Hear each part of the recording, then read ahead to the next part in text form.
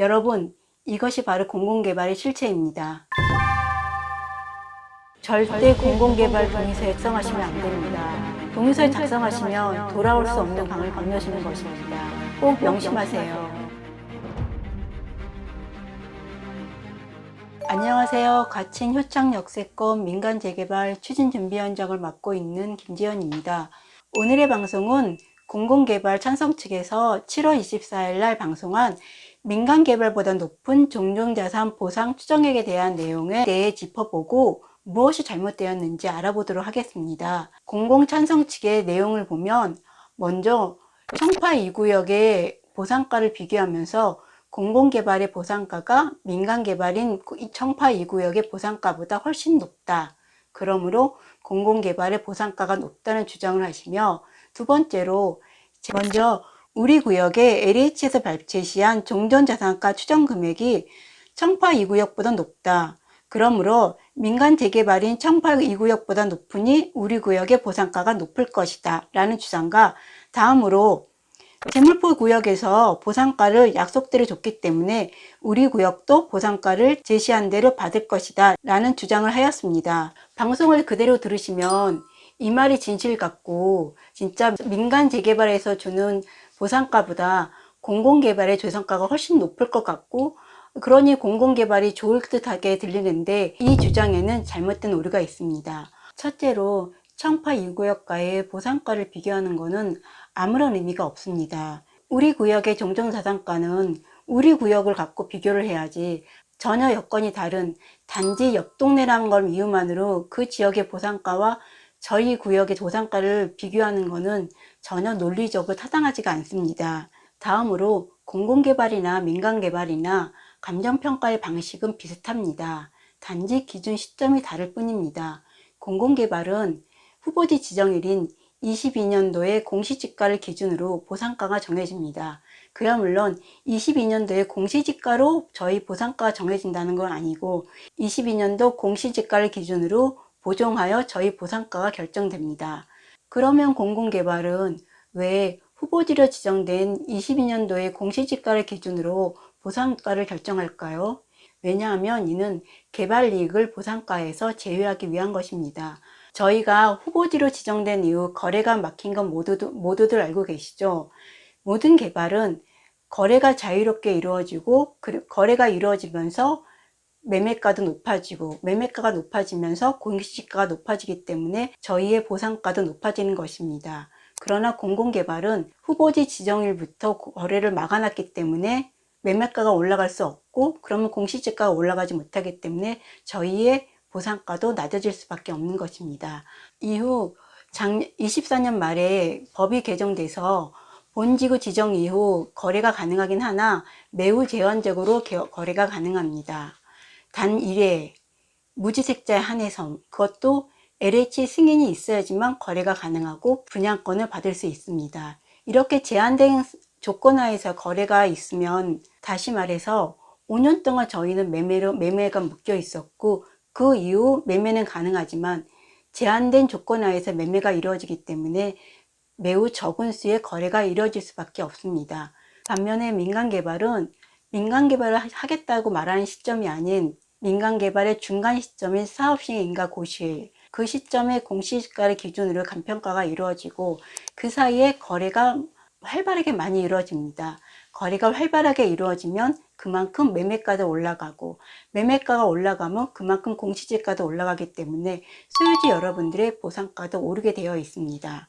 이래서 민간개발의 보상가가 공공개발의 보상가보다 훨씬 많이 받을 수밖에 없는 구조입니다.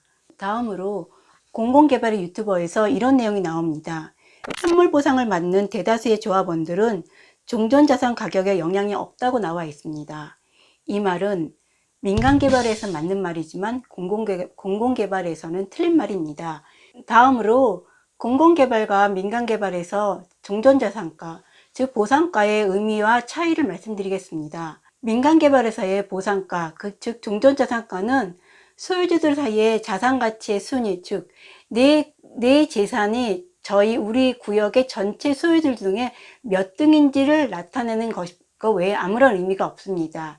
민간개발에서는 비례율이 있기 때문에 그 비례율에 의해서 여러분들의 개발 이익을 전부 다 나눠주기 때문에 종전자산가, 즉 보상가는 아무런 의미가 없습니다. 그러나 공공개발에서는 보상가가 여러분이 받을 수 있는 모든 수익의 전부입니다. 그러므로 공공개발을 진행했을 때는 보상가를 최대한 많이 받아야 됩니다. 우리는 분양가에서 약간의 할인만 받을 뿐이지 그 이외에는 어떠한 혜택이 없습니다.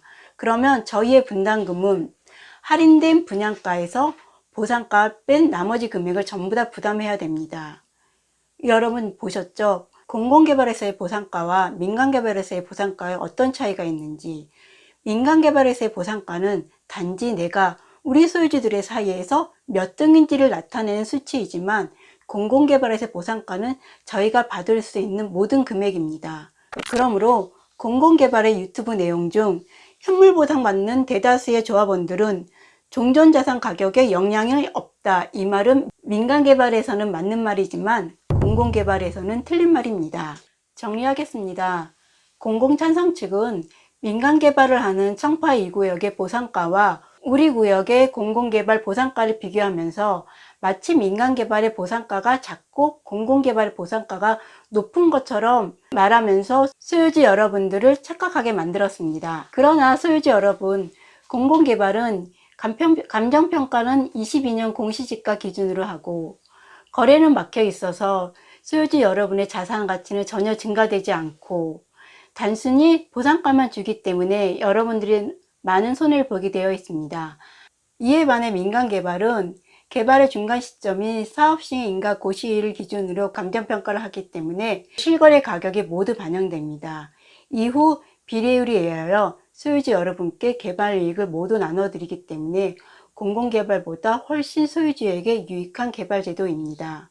마지막으로 8월 5일자 문화일보에서 공공기도 복합사업에 대한 기사가 나왔는데 그 제목을 보면 토지보상가는 3억, 주택분양가는 11억, 도심복합사업 반발 확산이라는 제목의 기사가 나왔습니다. 기사 내용 중에 소유주 한 분이 용적률이 높아 사업성도 좋고 공공이 운영을 하니 비리도 없고 속도도 빠르다 하여 공공개발을 찬성하였다고 합니다. 그러나 실제 보상가를 나온 걸 보니 내 보상가는 실거래가의 절반도 안 되고 분양가는 인근 시세보다 비싸다고 울분을 토하는 내용이 있습니다. 여러분, 이것이 바로 공공개발의 실체입니다. 소유주 여러분, 공공개발 찬성 동의서 작성 방법 중 하나가 모바일 제출 방법을 아시나요? 여기 찬성 방법 제출 안내를 보면 모바일 전자동의 제출 방법이 있습니다. 이 방법은 휴대폰으로 QR코드 스캔 후 순서대로 작성하여 제출하는 것인데 혹시 LH 용역 요원들이 여러분들의 핸드폰을 요청하거나 QR코드를 스캔할 경우 용역 요원들이 임의로 찬성 동의서를 작성할 우려가 있습니다. 그러니 여러분 절대 핸드폰을 용역 요원에게 주시거나 QR코드를 함부로 스캔하시면 안 됩니다.